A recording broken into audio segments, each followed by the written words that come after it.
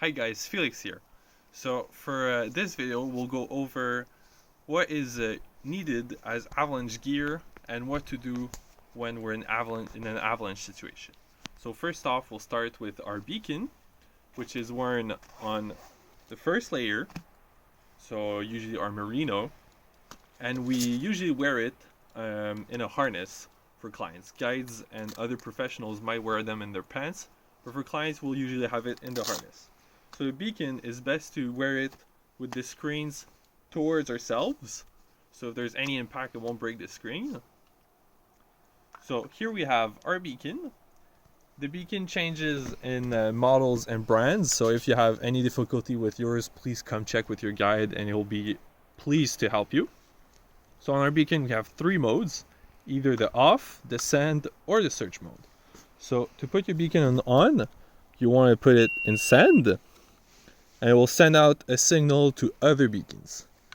And if you're in an avalanche situation and you have to look for victims that are buried, you'll put yourself in search mode, and will then look out for other beacons that are in send mode. So beacon, make sure it is secure on yourself to your first layer, has enough battery for the day, and that it has a system to attach it so that when you're searching for it, you don't lose it. Then we have our probe. So our probe is used when we are done with our find search. We've pointed where our victim is, and then we want to know exactly where they are under the snow. So our probe is usually over 2.5 meters, and either aluminum or carbon. So to deploy a probe, you want to throw it out on the ground and pull on the cord at the end and kind of wiggle it around a little bit to make sure that all the pieces are well together. One thing you really have to look out for your probe is that it's properly locked. Here I see the little knot that tells me that the probe is locked, and it won't undo itself when I'm probing in the snow. When probing, make sure you are wide stance and with your two hands, and please leave your probe in place once you've hit your victim. So I say we've had a hit here. Now I have to take out my shovel. Shovel comes in two parts. You have your handle and your blade. To simply assemble it, put in the handle and the blade, and you will usually have extendable handle to make it easier to dig out. So to dig, you want to cut out big blocks of snow and push it to backwards of yourself. You usually, when you're multiple people, you'll line up and make a conveyor to build a ramp towards your victim. You don't want to dig straight down to the victim, you kind of want to build a ramp towards them, so when you have to take them out, it's a lot easier. When digging, it gets a lot tiring, so make sure you rotate every minute or so. Usually the person in the front will call out rotation, or the person in the back. It's always harder to dig out when you're in the front than in the back. All of the people in the back will push out the snow that the first person has dug out, and ideally, if you're a lot, you want to be in a V formation. So I'll have someone dig here and someone else dig right beside them, and then push out the snow to really make a nice V shape hole that you can get your victim out easily. Now, if you get caught in an avalanche, the first thing you want to try to do is actually shout that there's an avalanche loud and clear, like this: avalanche! Once you've done this, people now know that there's an avalanche, and they can react accordingly to it. So for you who sees the snow cracking underneath them and moving, you want to try to ski out of the avalanche, usually with a 45-degree angle, either towards the right or the left, which directions is easiest for you. And if you lose your footing or you feel like you can't get out of the avalanche, try to remove your skis as fast as possible. The skis are a big hazard for you, so by not having your ski on yourself, it'll be a lot safer for your limbs. Same thing with your poles. You want to get rid of your poles, but keep your day pack because it'll protect your back. Adopt a defensive swimming position for our whitewater people. For the other ones, stay on your back, try to swim backwards, and kick with your feet in front. Keep your legs straight and try to like push a bit, and punch on the bed surface or try to grab onto trees or rocks or anything that might help you stop yourself and not get caught in the debris at the end. If all of those things don't work and you're getting buried, try to make yourself an air pocket with your hands. So cover your face with your hands, having a little air pocket that will help you breathe underneath the snow. And you can also try to punch out with an arm. So when other people come to rescue you, they have a visual on where you are and they spend less time searching and can go straight to getting to you. For people who witnesses an avalanche but are not caught in it, try to get in a safe place. Avalanche propagates, so sometimes you can get caught in another slab that did not trigger before. And try to always keep a visual on the victim.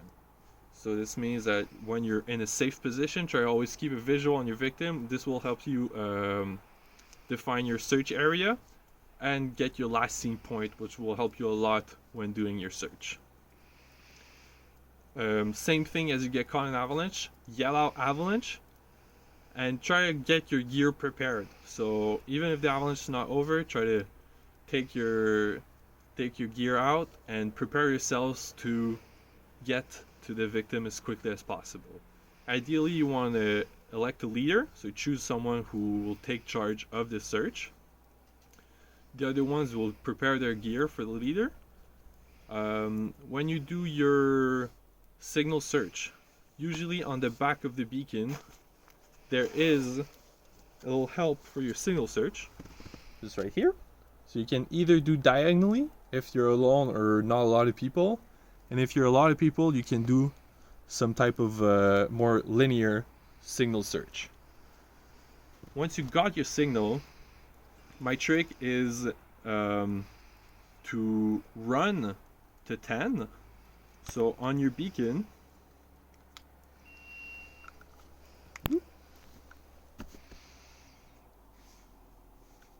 if my beacon gets a signal, it will give me a number with the amount of meters that is between myself, my beacon, and the victim. So this number will decrease once you get closer and closer to your victim. So usually you get a signal around 50 meters. So from 50 to 10, you want to run as fast as possible following the arrow. From 10 to 3, you walk. So run to 10, walk to 3, and crawl to 0. So at 3, you want to stop and get down and try to crawl or like be as close to the ground as possible. This will lower significantly the number of on your beacon and will help you do your find search a lot easier. Once you've pinpointed your victim and you found the closest point to your victim, try to leave a physical marker before getting your probe out. Sometimes just turning around, even if you did the cross, turning around, you might not see a cross in the snow. So having a physical marker like a glove, your hat, something that is small but you can easily see is a lot more easier. So then when you probe, you're right on your target.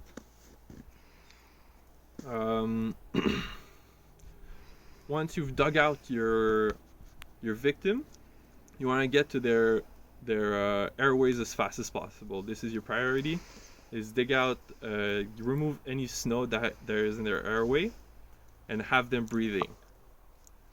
Removing snow can be done with your hands. If they are conscious, you can simply ask them to throw it out.